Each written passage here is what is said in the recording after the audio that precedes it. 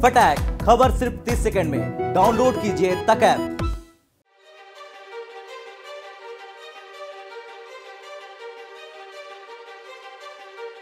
नमस्कार, आप देख रहे हैं भारत तक और मैं हूं आपके साथ अजीत और यह हमारी खास पेशकश जिसका नाम है परमवीर। जी हां, परमवीर में आज हम बात करने वाले हैं एक ऐसे वीर के बारे में जिसने आखिरी दम तक दुश्मनों से लोहा लिया। मरते दम तक उसने दुश्मनों को धाराशायी कर दिया। जब उसके हाथ में गोली लग गई तो उसने पैर से मशीन गन चलाया, लेकिन वो हार नहीं माना। वो लड़ता रहा, तब तक लड़ा जब तक उसके शरीर में जान थी। हम बात कर रहे हैं एक ऐसे वीर के बारे में और इसकी पूरी कहानी आज हम आपको बताने वाले हैं। और आपको बता दें कि ये जो घटना है वो 1962 के युद्ध के दौरान की है। तब हालात बिल्कुल विपरीत थे भारतीय सेना के लिए, क्योंकि सामने से सेल्फ लोडिंग राइफल्स थी, भारी असला बारूद था, लेकिन हमारे पास उस मुकाबले के हथियार नहीं थे। लेकिन बावजूद इसके हम जिस वीर के बारे में बताने वाले हैं उसने लगभग 1300 चीनी सैनिकों को मौत के घाट उतार दिया था। उस वक्त में भारतीय सेना ने ऑटोरेटेड 303 से ही दुश्मनों का मुकाबला किया, थोड़े कम गोले बारूद से ही उनका खात्मा कर दिया। और जब युद्ध समाप्त हुआ तो आखिरकार चीन को कहना पड़ा कि सबसे ज्यादा उसे जो नुकसान है वो यही हुआ। ये कहानी है रेजांगला की। जी हां, रेजांगला की लड़ाई और मेजर शैतान सिंह की। साल था 1962। रेजांगला के चुसुल सेक्टर में कुमाऊं रेजिमेंट की 13वीं बटालियन के 120 जवान तैनात थे। चार्ली कंपनी की कमान मेजर शैतान सिंह के हाथ में थी और सभी जवान 3 पलटन में अपनी पोजीशन पर थे। भारत चीन युद्ध के दौरान ये इकलौता इलाका था जो भारत के कब्जे में था। एलएसी पर काफी तनाव था और सर्द मौसम की मार अलग हो रही थी, पर जवान मुस्तैदी से सीमा की सुरक्षा कर रहे थे। तभी 18 दिसंबर की सुबह करीब 3:30 बजे भारतीय सैनिकों ने चीन की तरफ से रोशनी का कारवां आते देखा। धीरे धीरे रोशनी उनके नजदीक आ रही थी। फायरिंग रेंज में आते ही जवानों ने गोलियां दागनी शुरू कर दी। लेकिन कुछ देर बाद दुश्मन और ज्यादा नजदीक आया तो उसकी चाल का पता चला। दरअसल चीनी टुकड़ी की पहली कतार में याक और घोड़े थे, जिनके गले में लालटेन लटकी थी। सारी गोलियां उन्हें छलनी कर गई, जबकि चीनी सैनिकों को एक भी बुलेट नहीं लगी। चीनियों को भारतीय जवानों के पास कम असला बारूद होने की बात पता थी, इसलिए उनकी कोशिश थी कि भारत के हथियार जल्दी खत्म कर दिए जाएं ताकि आसानी से उस पर कब्जा हो सके। लेकिन दुश्मन को भारत मां के लिए कुर्बान होने वाले सैनिकों के जोश का अंदाजा बिल्कुल नहीं था। सुबह करीब 4 बजे सामने से फायर आया। 8 से 10 चीनी सिपाही एक पलटन सामने आई तो हमारे जवानों ने 4-5 चीनियों को मार गिराया, बाकी वहां से भाग खड़े हुए। उधर 7 पलटन के एक जवान ने संदेश भेजा कि करीब 400 चीनी उनकी पोस्ट की तरफ आ रहे हैं। तभी 8 पलटन ने भी मैसेज भेजा कि रिज की तरफ से करीब 800 चीनी सैनिक आ रहे हैं। मेजर शैतान सिंह को ब्रिगेड से आदेश मिल गया था कि युद्ध करें या चाहें तो चौकी छोड़कर वो वापस लौट सकते हैं, पर उन्होंने पीछे हटने से मना कर दिया। मतलब किसी भी तरह से सैन्य मदद की गुंजाइश नहीं थी। इसके बाद मेजर ने अपने सैनिकों से कहा, अगर कोई वापस जाना चाहता है तो जा सकता है, पर सारे जवान अपने मेजर के साथ खड़े थे। रणनीति बनाई गई कि फायरिंग रेंज में आने पर ही दुश्मन पर गोली चलाई जाए। मेजर हर पलटन के पास जाकर एक एक जवान का हौसला बढ़ा रहे थे। कुछ देर की गोलीबारी के बाद शांति छा गई।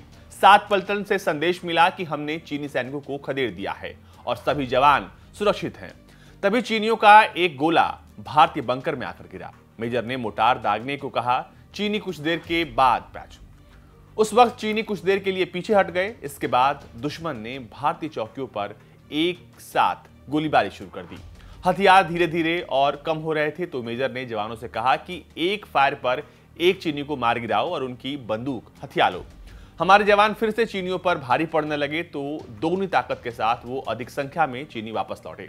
जबरदस्त बॉम्बार्डिंग शुरू कर दी। इसमें भारत के 3 पलटनों के बंकर तबाह हो गए। जवानों के शव इधर उधर बिखर गए। घाटी में बिछी सफेद बर्फ की चादर पर खून के निशान दिख रहे थे। तभी सामने से चीनी सैनिकों की एक और टुकड़ी धावा बोलने के लिए आ रही थी। बड़ी तादाद में आए चीनियों ने भारतीय लड़ाकों को एक एक करके निशाना बनाना शुरू किया।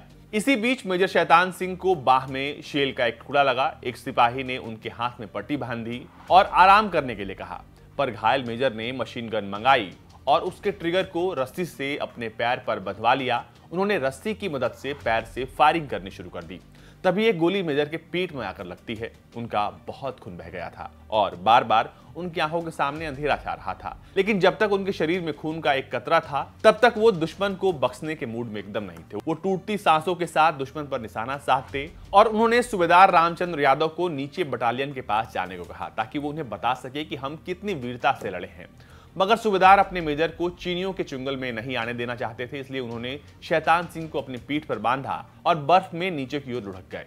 कुछ नीचे जाकर उन्होंने एक पत्थर के सहारे मेजर को लिटाया, लेकिन आपको बता दें कि करीब 8:15 बजे मेजर ने आखिरी सांस ली। सूबेदार रामचंद्र ने हाथ से ही बर्फ हटाकर गड्ढा किया और मेजर को वहीं पर डालकर ढक दिया। जब युद्ध खत्म हुआ तो इस इलाके को नो मैंस लैंड घोषित कर दिया गया। आपको बता दें कि रजांगला में कोई गया नहीं तो किसी को पता नहीं था कि इन जवानों के साथ क्या हुआ। अगले साल फरवरी में जब एक गडेरिया चुशुल सेक्टर की तरफ गया तो वहां बर्फ में दबी हुई लाशें दिखी। उसने फौरन नीचे आकर भारतीय चौकी को जानकारी दी तो पता चला कि ये भारतीय सैनिकों के शव हैं।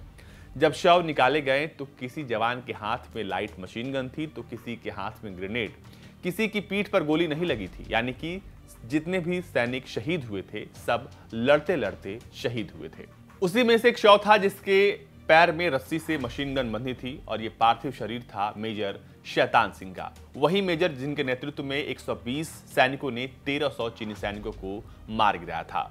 रजांगला में हुई इस लड़ाई में 114 भारतीय जवान शहीद हुए थे और 5 सैनिकों को युद्धबंदी बना लिया गया था। मगर जिस बहादुरी से ये जवान देश के लिए कुर्बान हुए उसे देखकर चीन ने भी उनका लोहा माना और उसने माना कि रजांगला में उसे सबसे ज्यादा नुकसान हुआ है, क्योंकि यहाँ पर चीन की टुकड़ी 1 इंच भी आगे नहीं बढ़ पाई थी। युद्ध भूमि में अदम्य साहस दिखाने के लिए मेजर शैतान सिंह को मरणोपरांत परमवीर चक्र दिया गया, जबकि इस टुकड़ी के 5 जवानों को वीर चक्र और 4 को सेना मेडल दिया गया। देश के लिए अपनी जान गंवाने वाले इन जवानों के साहस और इनकी कहानी को सुनकर गायिका लता मंगेशकर ने गाया था, थी खून से लथपथ काया फिर भी बंदूक उठा के 10-10 को एक ने मारा फिर गिर गए होश गवा के।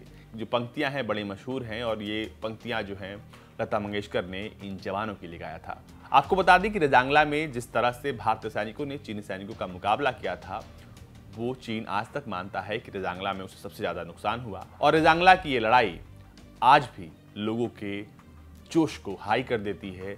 और जब भी ये कहानी किसी को बताई जाती है, जब भी ये किस्से सुनाए जाते हैं तो लोगों के रोंगटे खड़े हो जाते हैं कि कैसे 120 जवानों ने 1300 चीनियों को मजा जगा दिया था, कैसे 120 जवानों ने 1300 चीनी सैनिकों को मजा चखा दिया था। आपको बता दें कि रजांगला की जो लड़ाई है उससे चीन काफी प्रभावित हुआ था।